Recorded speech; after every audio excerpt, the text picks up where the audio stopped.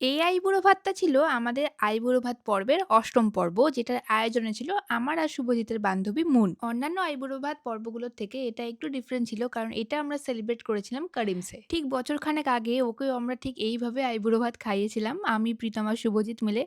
আর আজ ঠিক উল্টোভাবে ও আমাদেরকে খাওয়ালো। আগে একটা সময় ছিল যখন আমরা প্রত্যেকদিন সবাই মিলে বেরোতাম আড্ডা মারতে। এখন সবাই নিজের, নিজের কাজে ব্যস্ত, তাই খুব একটা দেখা হয় না।